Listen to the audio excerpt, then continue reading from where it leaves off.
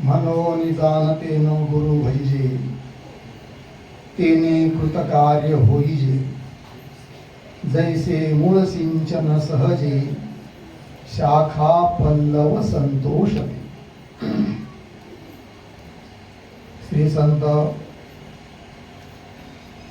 संजीवन समाधिस्थ कैवल्य साम्राज्य चक्रवर्ती ज्ञानोबारायांनी या ओवीमध्ये गुरुचं महात्म्य सांगितलं आहे. आणि गुरुच्या भजनाचं फल काय आहे, त्याबरोबर त्यासाठी दृष्टांत काय आहे, या साऱ्या गोष्टीचं यातून लक्षात येतं. आज व्यास पौर्णिमा आहे. गुरुपौर्णिमा जिला आपण म्हणतो, त्या निमित्ताने वेदांत साधनास्थली गुरुकुल, लाडे वडगाव आणि पंचक्रोशी प्रतिवर्षाप्रमाणे या ठिकाणी हा कार्यक्रम आपण सर्व मिळून साजरा करत असतो. यासाठी आपल्या या कार्यक्रमाचे आणि आपल्या या सर्वच कार्यभाराचे मूळ अधिष्ठान जर कोण असतील तर परमपूज्य आदरणीय गुरुवर्य स्वामीजी महाराज. मोठ्या व्यक्तींचं, श्रीगुरूंचं, सद्गुरूंचं नाव त्यांच्या समोर घ्यायला मन घसत नाही, म्हणून नाव घ्यायचीही गरज नाही, आपल्या समोरच बसलेले आहेत. खरं तर ईश्वराचीच ही इच्छा आहे. ईश्वराने सृष्टी बनवली, त्याबरोबर एक प्रवृत्ती मार्गही चालू केला आणि निवृत्ती मार्गही चालू केला आहे. श्रेयस मार्ग, प्रेयस मार्ग दोन्ही मार्गे भगवंत चालवतो. आणि भगवंताची अशी एक योजना आहे की त्या त्या परिसरामध्ये, त्या त्या भागामध्ये लोकांना ज्ञान मिळण्याचं केंद्र व्हावं. जसं ज्ञानोबाराय, निवृत्तीनाथ महाराज, सोपान काका, मुक्ताबाई, 4 भावंड आहे. ठरवलं असतं तर एकाच क्षेत्रात चौघांना समाधी घेणं शक्य होतं, पण नाही. जगाचं कल्याण करायचं आहे आणि ते हयातीत असतानाच जगाचं कल्याण केलं नाही तर हयातीत असताना कदाचित इतकं लोकांचं कल्याण त्यांच्याकडून झालं नसेल जे आज समाधीत बसून करत आहे. आणि 4 विभागात, 4 ठिकाणी, 4 क्षेत्रात त्यांनी समाधी घेतली आहे की त्या त्या परिसरातल्या लोकांना ज्ञान मिळावं, भक्ती घडावी, साधना व्हावी, हाच एक त्या पाठीमागचा उद्देश आहे.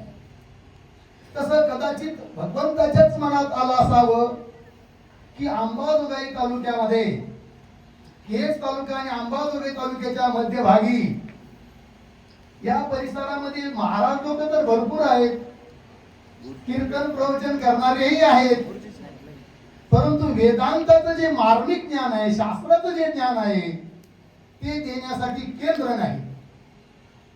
आणि म्हणून मी तर असं समजतो की भगवंतानेच स्वामीजींचं रूप घेऊन किंवा स्वामीजींना प्रेरित करून या ठिकाणी पाठवलेलं आहे. आणि खरं तर आपलं या परिसरातल्या सर्व जनतेचं आणि आम्हा सर्व साधकांचं परम भाग्य आहे की स्वामीजींनी किती कष्ट घेतले या ठिकाणी, त्यांच्या कष्टाचं मोलमाप कधीच होऊ शकत नाही.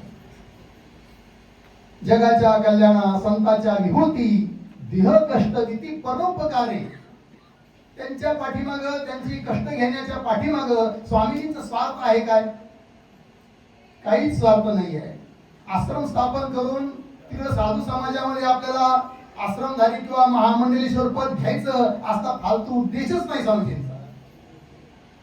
एकच उद्देश आहे की साधकांचं कल्याण कसं होईल, शास्त्र परंपरा कशी चालेल, जगातील लोकांना भक्ती कशी घडेल, हाच एकमेव त्यांचा उद्देश आहे. आणि या ठिकाणी इतकं बंजर रान होतं, लोक सांगतात इथले की दिवसा सुद्धा इथून लोकांना जाण्याची भीती वाटत होती. काही महिला सांगत होत्या की आमची शेजारी शेत आहे, पण दिवसा आम्ही इथून पळत जायचो त्या रोड पर्यंत, इतकी भीती वाटायची.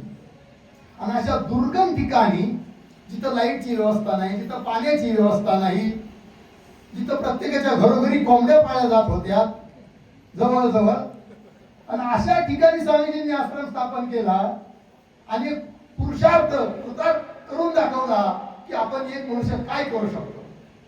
आणि त्याच्या पाठीमागचा उद्देश फक्त शास्त्र परंपरा, व्यासांची परंपरा चालावी.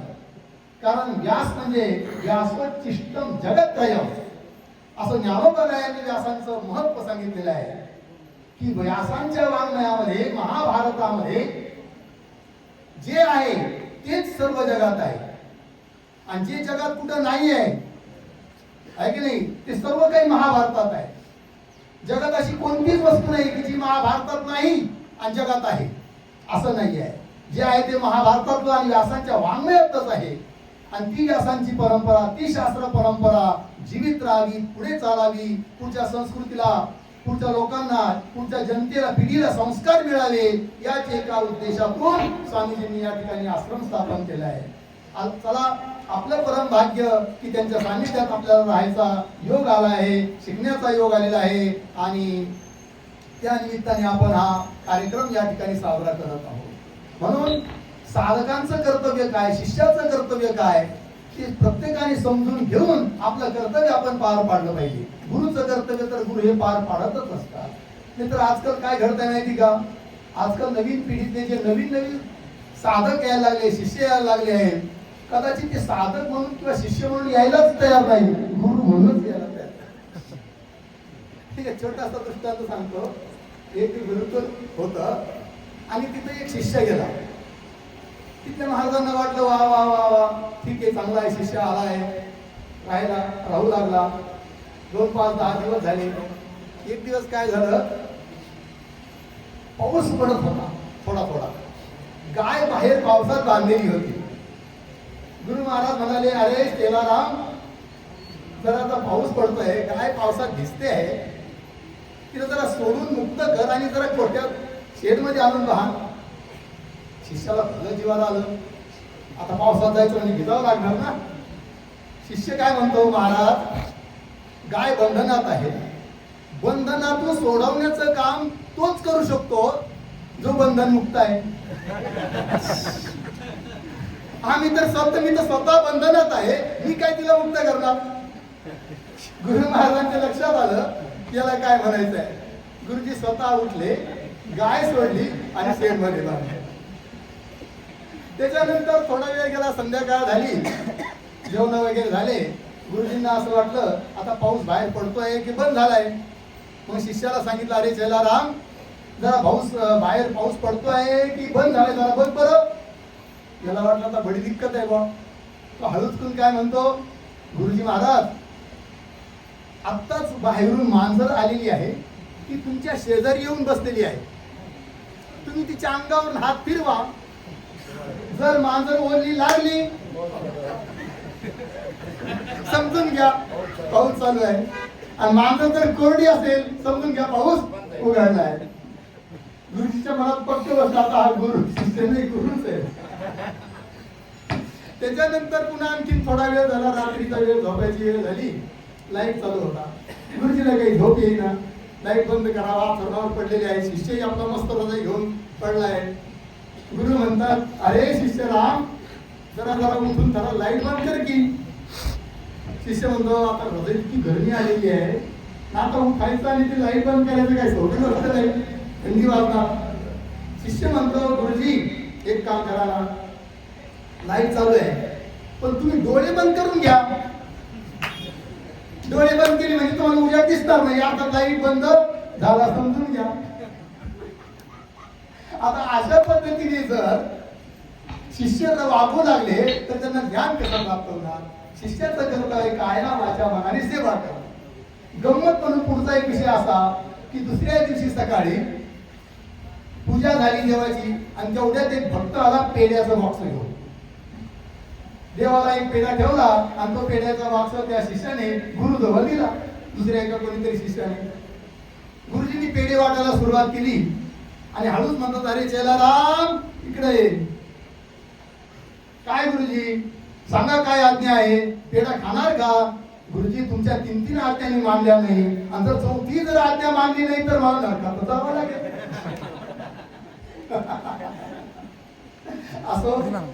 अशा गोष्टी असतात. मी काही जास्त वेळ बोलत नाही, जास्त वेळ घेणार नाही, कारण आता परमपूज्य परमादरणीय या आश्रमाचे अध्यक्ष असणारे नाही आले, मला वाटलं येण्याची गडबड नाही. चल, आणि अजून स्वामीजींकडूनही आपल्याला आशीर्वाद तसे घ्यायचे आहे. तर या ठिकाणी आपण आज ही गुरु पौर्णिमा साजरी करत आहोत. फार महत्वाचा हा पर्व आहे, ध्यान द्या. की जसं सासरला गेलेली जी लेक आहे, तिला माहेराला जाताना जेवढा आनंद होतो तेवढाच आनंद सुटून गेलेल्या विद्यार्थ्यांना गुरुकुलात आल्यावर होतो. कारण इथं येणं म्हणजे जणू काय आपल्या आईजवळ आपण आलो. इथं येणं म्हणजे जणू आपण आपल्या माहेराला आलो. इथं येणं म्हणजे निश्चिंत जीवन. आपापल्या आश्रमाला असलं ना तर तुम्ही कदाचित 6 वाजेपर्यंत झोपू सुद्धा शकत नाही. 5 वाजताच एखादा घंटा वाजवतो, महाराज अजून झोपेलेच हे का मग. पण स्वामीजींच्या तिथं काही नाही, लेकीसारखं आहे. ऐकले थोडाफार उशिराही जरी उठला साधक तरी स्वामीजी सुद्धा रागवत नाही, कारण स्वामीजींचं हृदय हे आईचं हृदय आहे. अहो, ज्यांचं तुम्ही एखाद्या आश्रमात जा आणि तुमचा जर त्या आश्रमात उपयोग नसेल तर आश्रम धारित मग तिथे ठेवत नाही. पण स्वामीजींच्या आश्रमात असेही महान काही लोक आहेत, खुळे, पांगळे, लंगडे, कदाचित काही कामात नसलेले, थोडे बुद्धीने हे झालेले, सर्वांना स्वामी सांभाळून गेला. ही स्वामीजींची महानता आहे. तर या ठिकाणी आपण ही गुरु पौर्णिमा साजरी करत आहोत. अतिशय महत्वाचा पर्व आहे. आणि गुरु पौर्णिमेच्या निमित्ताने गुरुचं पूजन आपण करतो. पण गुरुचं पूजन करणं म्हणजे केवळ पाय धुणं, गंध लावणं, माळा घालणं म्हणजे गुरुपूजन झालं असं नाही. हे तर करावंच, यात वाद नाही. पण खरं गुरुपूजन ते असतं काय की गुरूंनी आपल्याला जो आदेश दिलाय, जे संकेत दिलेले आहेत, जप करण्याचा संकेत दिलेला असेल, कोटी कोटी जप करा. साधकांना जे संकेत दिले असेल, तुम्ही शास्त्र परंपरा चालवा, पुढे शिकवा, हे केलं पाहिजे. अंकात नाही ते साधक. अनेकांनी आपला पुरुषार्थ दाखवून दिला आहे. सत्यवानजी महाराज, दादाजी, अजून दादा बरेच जणांनी गुरुकुल काढले आहेत आणि त्या ठिकाणी किती विद्यार्थी ठेवले आहेत. स्वामीजी सांगतात त्या पद्धतीने ठेवले आहे. हे खरं धर्मकार्य आहे. पुढच्या पिढीला संस्कार लाभावे. जर आपण पुढच्या पिढीला संस्कार दिले नाही तर मोबाईलचं युग आहे महाराज. पुढची पिढी कोणत्या थराला जाऊन पोहोचेल चाललीच आहे. आपण पुढच्या पिढीला संस्कार देणं हे आपलं परम कर्तव्य आहे आणि ते आपण केलंच पाहिजे. हा संदेश आपण गुरुकडून घ्यायचा असतो, गुरुपौर्णिमेच्या निमित्ताने घ्यायचा असतो. आणि तो संदेश आपल्या स्वामीजी वारंवार देत असतात, त्याप्रमाणे आपणही करत असतो आणि ते केलंच पाहिजे. अशी असणारी ही गुरुपौर्णिमा आहे. खूप काही यावर बोलण्यासारखं आहे, परंतु मी काही आता बोलत नाही. बोलायचं असेल, तुमच्याकडे बोलण्यासारखं आहे तर बोला की. ठीक आहे, बोलायला काहीही अडचण नाही. आतापर्यंत अनेक मोठमोठ्या साधकांनी या ठिकाणी आपल्याला शुभ संदेश दिलेले आहेत, आपलं कर्तव्य सांगितलेले आहे, जुने काही अनुभव या ठिकाणी सांगितलेले आहेत आणि त्याप्रमाणे आपण ते सर्व ऐकलेलं आहे. तर आजची ही जी गुरुपौर्णिमा आहे, व्यासांचं यात महात्म्य आहे आणि आपली जी मूळ ओवी आपण घेतली होती तिथे आपण गेलोच नाही, कारण आता आपल्याला असं वाटलं की वेळ फारच कमी आहे. तर माऊली ज्ञानोबाराय सांगतात, म्हणून जाणतेने गुरु भैजे तेने कृत कार्य होईजे, जैसे मूळ सिंचन सहजे शाखा पल्लव संतोषती. माऊलीने ज्ञानोबारायांनी जे गुरूंचं वर्णन केलेलं आहे, ज्ञानेश्वरीचा असा एकही अध्याय नाही की ज्यात माऊलीने गुरूंचं वर्णन केलं नाही किंवा गुरूंना नमस्कार केलेला नाही. हे ध्यानात घ्या, माऊलींचे बंधूच होते निवृत्तीनाथ महाराज, पण बंधू या नात्याने कधीच उल्लेख केलेला नाही आहे. आई वडिलांचा सुद्धा उल्लेख केलेला नाही आहे. केवळ निवृत्तीनाथांचा जो उल्लेख केलाय तो केवळ आणि केवळ सद्गुरू म्हणूनच केलेला आहे. आणि सद्गुरूचं इतकं महात्म्य आहे महाराज की त्यांना गुरूंना दुसरी उपमा देताच येत नाही. आई वडील जग दाखवतात, आपल्याला जग दाखवतात, पण जगाकडे पाहण्याची दृष्टी हे गुरु देतात. कसं आहे जग, या जगात कसं राहायचं. जन हे सुखाचे दिल्या घेतल्याचे, अंत हे काळीचे नाही कोणी. झाल्याही न शक्ती नाक डोळे गळती, सांडोनिया पळती रांडा पोरे.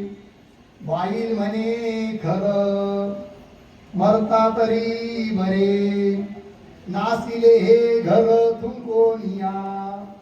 तुका म्हणे माझी नवतील कोणी, तुझं चक्र पाणी वाचोनिया.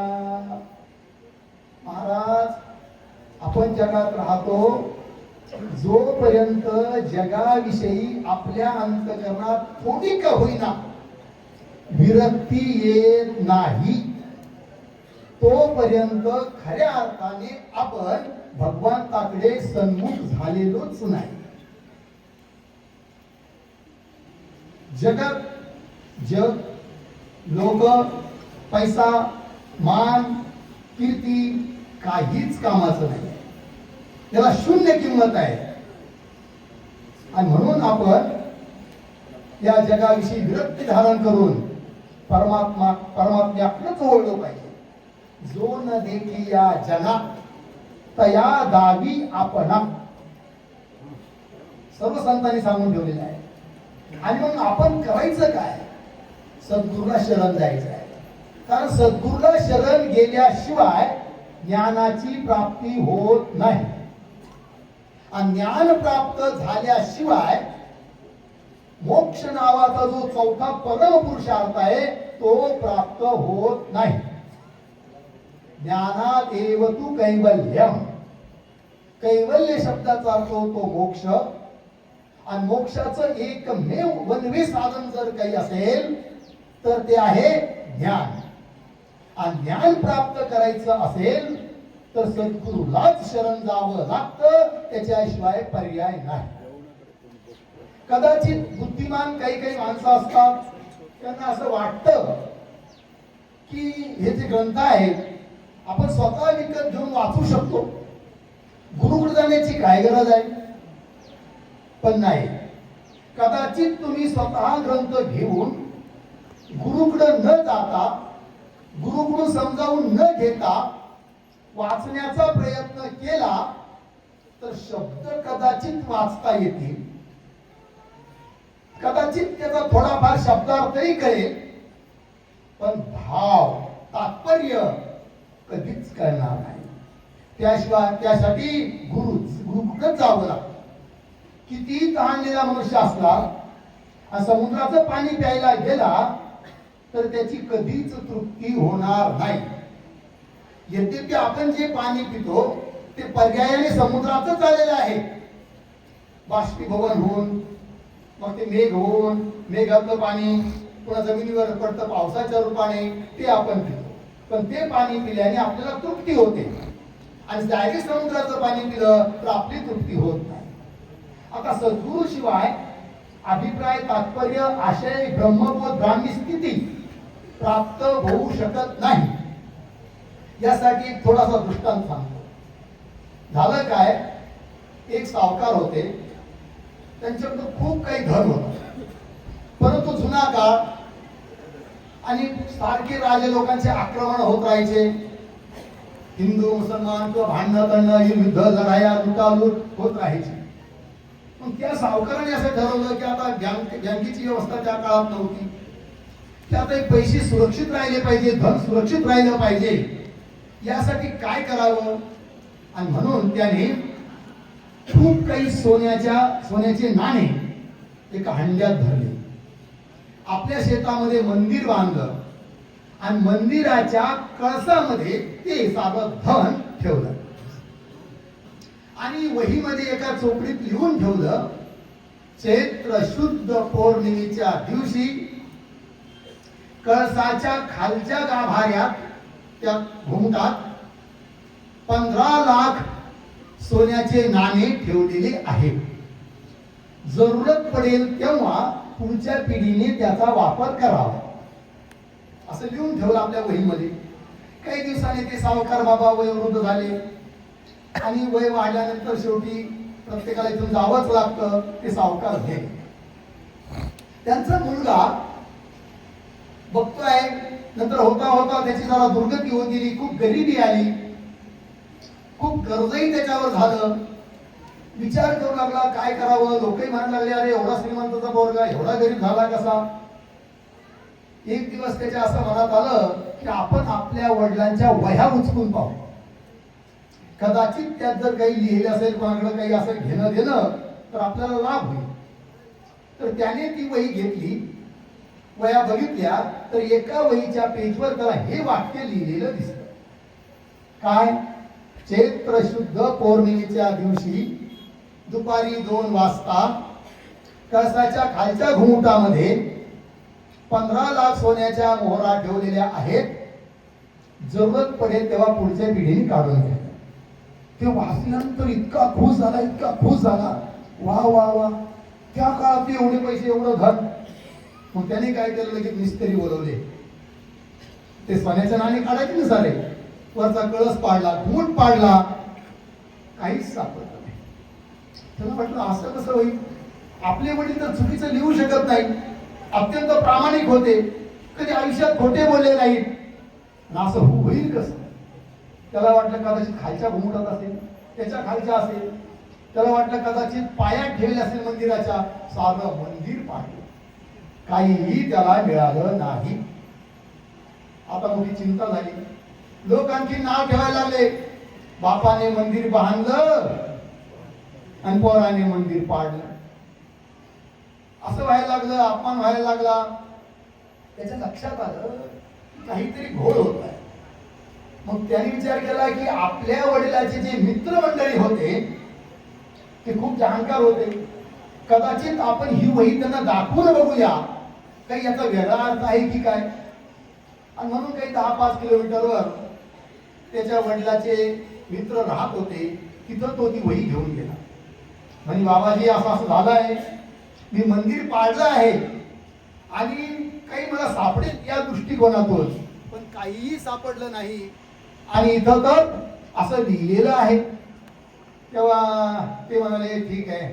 त्यांच्या लक्षात आलं, म्हणजे हो म्हणे, आहे म्हणे, त्या जसं लिहिलं आहे तसं त्या घुमटात एवढे पैसे आहेत आणि मला सापडले नाही. म्हणजे एक काम कर, जसं पहिलं मंदिर होतं तसंच पुन्हा बहान, अगदी तितक्याच मापाचं तसंच झालं पाहिजे. आणि मग चैत्र शुद्ध पौर्णिमेच्या आदल्या दिवशी तू माझ्याकडे ये आणि मग मी तुला तुझं धन मिळवून देतो. याला वाटलं आता मोठी पंचायत झाली. होतं मंदिर तेही पाडून बसलो, आता बांधायला पुन्हा पैसे नाहीत. पण तो जो मनुष्य होता त्याच्या लक्षात आलं की याची गरिबी आलेली आहे. त्याने त्याला काही पैसे दिले, म्हणजे पैसे घे उधार उसने, आणि पुन्हा तो ते मंदिर बांधलं. त्याने पुन्हा तसंच मंदिर बांधलं आणि ठरल्याप्रमाणे त्या पौर्णिमेच्या आदल्या दिवशी तो मनुष्य गेला पुन्हा त्या माणसाकडे. म्हणजे काका, तुम्ही सांगितल्याप्रमाणे मी पुन्हा आलो आहे, तर चला द्या तुम्ही आता ते माझं सोनं काढून. म्हणजे ठीक आहे चला. म्हणजे आज पौर्णिमा आहे, म्हणजे उद्या पौर्णिमा आहे. सकाळ दिवस उगत नाही तर तो पुन्हा म्हणतोय, काका आज पौर्णिमा झाली, आज पौर्णिमा आहे, चला. किती वाजले? सकाळचे 8 वाजले. थांब, काही करू नको. म्हणजे किती वाजता जायचं? त्याच्यात किती वाजता लिहिलेलं आहे? 2 वाजता. 2 वाजताच आपण जाऊया. कुदळी पावडे पिकाव घेऊन ये. म्हणजे बर. होता होता 2 वाजले. मंदिराची प्रदक्षिणा केली आणि सांगितलं या ठिकाणी खोद. कुठं खोदलं? मंदिर नाही पाडलं.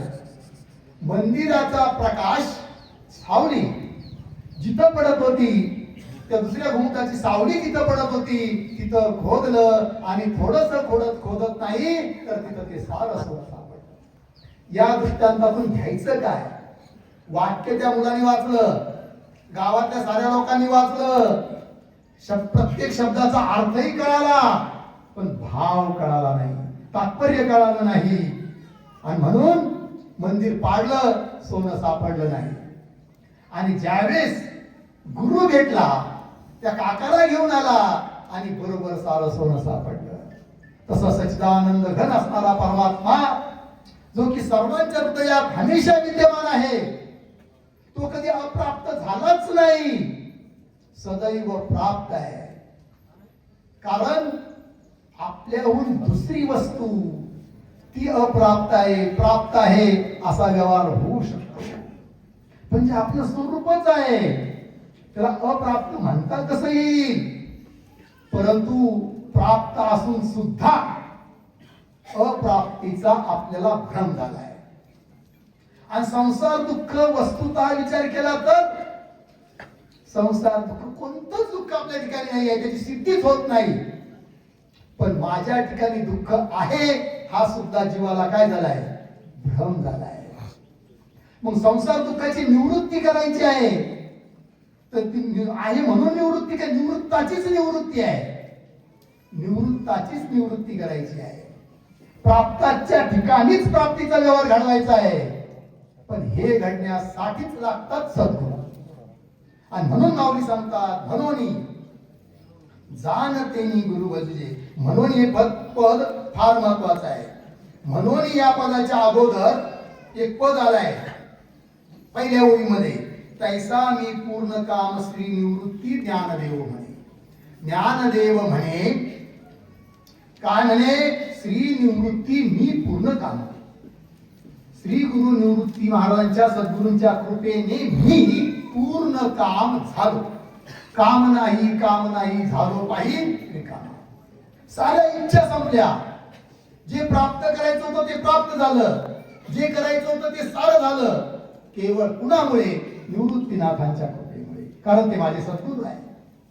आणि जर तुम्हालाही सुद्धा म्हणजे आपल्या सर्वांना जर ती पूर्ण कामता पाहिजे असेल, म्हणून जाणतेनो, हे विवेकी पुरुषांनो, गुरु भैजे. काय होईल? तेने कृतकार्य होईजे. म्हणजे मोक्ष स्वरूपाला तुम्ही प्राप्त व्हाल. गुरुची सेवा किती महत्वाची आहे. एखाद्याला झाड टवटवीत ठेवायचं असेल आणि तो जर समजा आधुनिक शिक्षण घेतलेला मनुष्य असेल की ज्याने कधी शेतात जाऊन पाहिलंच नाही, जो शेतकऱ्याला म्हणतो तुमचे पाय चिखलाने भरत असतील तर मला मत द्या, म्हणजे तुम्हाला मी साऱ्या भूमीवर फरशी बसून देतो, अशांचं काम नाही आहे. कळलं की नाही? तर जो एखादा असा कोणी शिकलेला असेल आणि त्याला झाड जर टवटवीत ठेवायचं असेल आणि तो जर वरच्या फांद्याला पाणी देऊ लागला, खाली फरशी बसून टाकली पूर्ण 20 फूट 25 फूट लांब पर्यंत, झाड हिरवं राहील का? नाही. झाड हिरवं ठेवायचं असेल काय करावं लागेल? मुळाला पाणी द्यायचं आहे, फांद्याला पाणी द्यायची गरज नाही. त्याप्रमाणे जर आत्मबोध पाहिजे असेल, तत्वबोध पाहिजे असेल, मोक्ष स्वरूपाची प्राप्ती करून घ्यायची असेल, आपल्या मनुष्य जन्माची सार्थकता करून घ्यायची असेल, तर जैसे मूळ सिंचन कीजे, काय तैसे मूळ सिंचन सहजे शाखा पल्लव संतोष. असं गुरुचं महात्म्य आहे, गुरुसेवेचं महात्म्य आहे. मग गुरु कोण? गुरुचे लक्षण काय? शिष्याचं कर्तव्य काय? जगात गुरु कशा प्रकारचे असतात? काय काय सांगतात? त्यांचं ते सांगणं द्वैत आहे का अद्वैत आहे? मोक्ष द्वैताने होणार आहे का अद्वैताने होणार आहे? खूप विस्तार आहे, पण आता विस्तार करतच नाही, वेळ खूप झालेला आहे. स्वामीजींच्या आज्ञेने एवढं बोललो, ही स्वामीजींचीच कृपा आहे. स्वामीजींच्या चरणी पुन्हा एकदा नतमस्तक होतो. आणि तुम्ही सर्व जे सिद्ध साधक आहात, तुमच्याही चरणी नतमस्तक होतो आणि माझ्या वाणीला या ठिकाणी पूर्ण विराम देतो. हरिओम तत्सत.